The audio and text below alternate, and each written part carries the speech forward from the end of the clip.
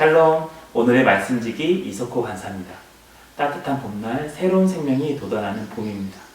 추운 겨울을 지나고 얼어붙었던 땅이 연한 초록빛으로 물들어가고 나뭇가지에는 새순이 돋아나는 생명력을 느낄 수 있어서 저는 1년 중에 이 봄의 시작을 참 좋아합니다. 오늘도 훈삼으로 하나님의 말씀을 묵상하면서 이 봄의 생명력과 설레고 기쁜 마음이 우리 모두에게 넘쳐나길 기대합니다.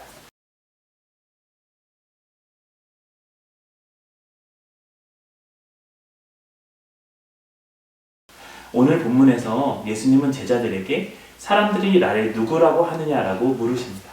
제자들은 사람들이 예수님을 세례 요한, 엘리야, 선지자 중에 하나라고 말한다고 답합니다.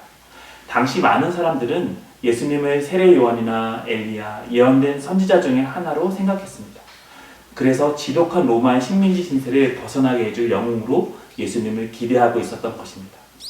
그러나 예수님이 오신 이유는 사람들의 기대와 달랐습니다. 예수님은 사람들을 로마가 아닌 죄에서 구원하시고 하나님을 떠나 있는 사람들을 하나님께로 돌아오게 하기 위해 오셨기 때문입니다. 그래서 하나님의 아들이신 예수님은 말씀대로 우리를 위해 고난 당하셔야 했고 십자가에 죽으시고 부활하셔야 했습니다. 이제 예수님은 제자들에게 물으십니다. 그러면 너희는 나를 누구라 하느냐? 이에 베드로가 답합니다.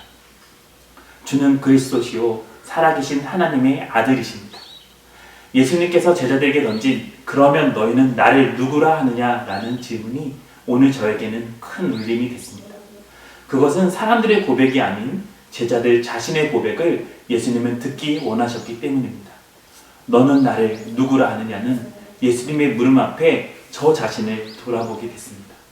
예수님을 로마의 식민지에서 해병시켜줄 영웅으로 생각했던 당시 많은 사람들처럼 저도 예수님을 단지 지금 나의 고민과 문제를 해결해 주시기 위한 분으로만, 나의 필요를 해결해 주시는 분으로만 생각하고 있었던 것입니다. 주님을 저의 작은 마음으로 가둬놓고 내가 원하는 예수님으로만 생각하였던 저를 발견하고 회개했습니다. 우리 예수님은 살아계신 하나님의 아들이시고 우리의 구원자, 우리의 주님, 나의 구원자, 나의 주님이라고 다시 고백해봅니다.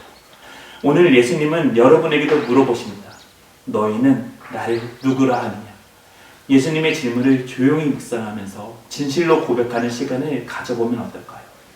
우리의 필요를 들어주시는 분으로만 나의 생각과 나의 욕심을 이루어주기 위한 도구로 마음의 평화를 주는 우상으로 우리 주님을 생각하지 않았는지 주님 앞에 스스로 돌이켜보고 주는 그리스도시요 살아계신 하나님의 아들입니다 라고 다시 고백하고 믿음으로 살아가는 우리가 되길 소망합니다. 베드로의 고백을 들으신 예수님은 앞으로 자신이 많은 고난을 받으시고 장로들과 대제사장들과 서기관들에게 버림을 받으시고 죽임을 당하실 것을 말씀하십니다. 그리고 사흘 만에 다시 살아나실 것을 제자들에게 말씀하시면서 누구든지 나를 따라오려거든 자기를 부인하고 자기 십자가를 지고 나를 따를 것입니다 라고 말씀하십니다. 우리의 믿음의 고백이 예수님이 말씀하신 것처럼 자기를 부인하고 자기 십자가를 지고 주님을 따르는 삶으로 이어지길 소망합니다. 먼저 자기를 부인하고 자기 십자가를 지신 예수님과 같이 우리도 우리를 부인하고 우리의 십자가를 지고 주님을 따를 때 진정한 주님의 제자가 될 것입니다. 죽은 나무는 생명이 없습니다. 죽은 나무는 봄이 와도 새로운 순을 내지 못합니다.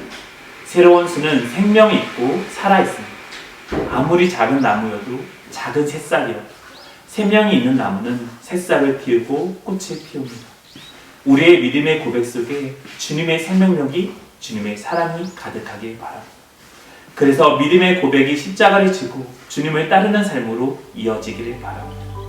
추운 겨울을 이겨내고 새로운 생명들이 아름다운 초록빛으로 온 세상을 물들이듯이 죽은 제자가 아니라 살아있는 예수님의 진짜 제자가 되어서 진짜 그리스도인이 되어서 이 땅 위에 예수 그리스도의 생명을 흘려보내고 예수님의 사랑을 전하고 나누는 우리 모두가 되길 간절히 소망합니다.